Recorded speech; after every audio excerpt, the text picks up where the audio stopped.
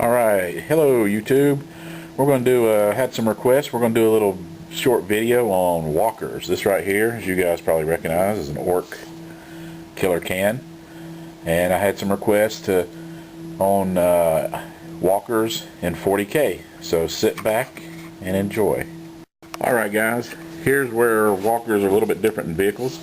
In the movement phase, a walker can move just like a vehicle, but it can also run like your infantry.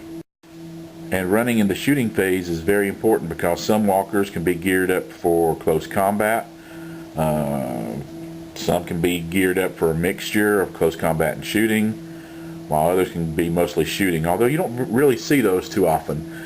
I run this one. This is a killer can. He has one shooting weapon and one claw. I can't tell you the number of times this right here has insta-killed characters because it's a strength 10 attack. So don't underestimate a walker when it gets into close combat. Okay, one thing to note, that a walker, just like your infantry, if you go through difficult terrain, then you have to make your difficult, you have to, roll the appropriate number of dice to see how far it moves.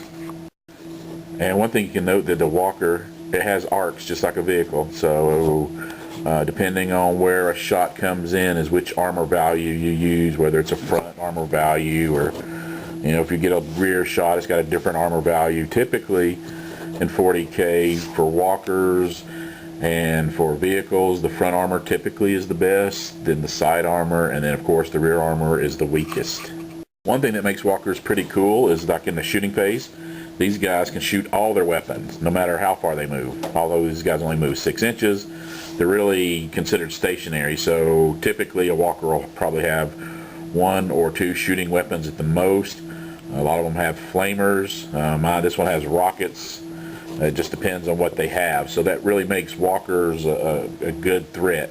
The downside on walkers is they typically have armor 12 or less. This killer can's only got an 11. Its big brother, the Dreadnought, Def Dread, sorry, has a 12. There are a few 13s. I can't remember what the new Space Marine one, it's got a 13 Dreadnought. And then the Soul Grinder for the Demons has a 13 front armor.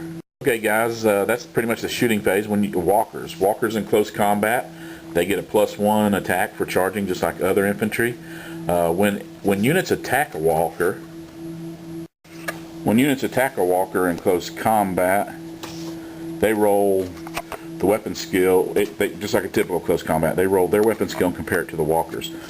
So these Terminators have a weapon skill of 4. This walker has less. Actually it's only a 2 because it's a killer can. So they would need 3s to hit it.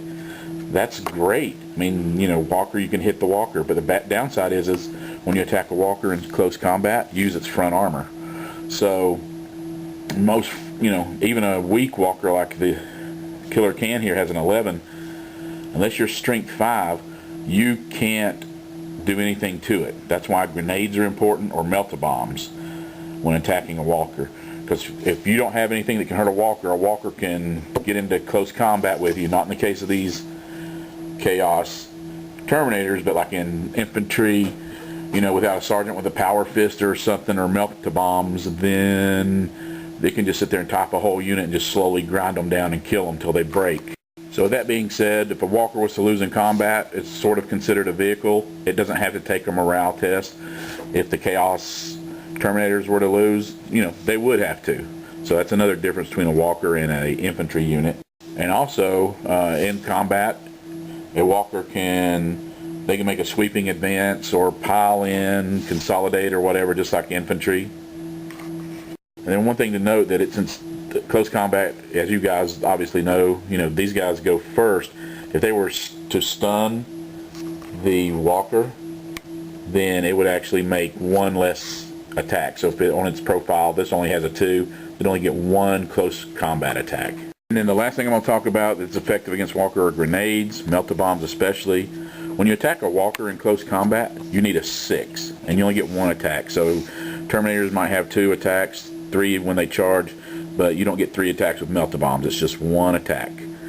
Anyways, this was a quick overview of walkers. You'll probably see more segments of this, and changing up the format of the way I do some of my videos, and hope you guys enjoyed it.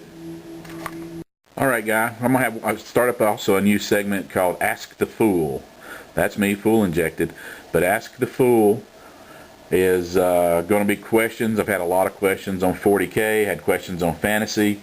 If I get a bunch of questions that are similar in nature, then I'll try to do a little short video on them. The first one I'm going to talk about, I went over weapons in one of my earlier videos, but there was a lot of confusion. So we're going to touch on a couple of weapons in particular. Okay, first thing we're going to talk about is rending. Rending in this edition was toned down a little bit. When you rend something, you roll to hit, then you roll to wound. Well, when you roll a 6 to wound, then that is considered a rending attack. You're thinking, well, what good is rending? Well, when you roll a 6, that your target is considered to have taken a wound at AP 2. So basically it punches through any infantry armor in the game, only allowing them a ward save.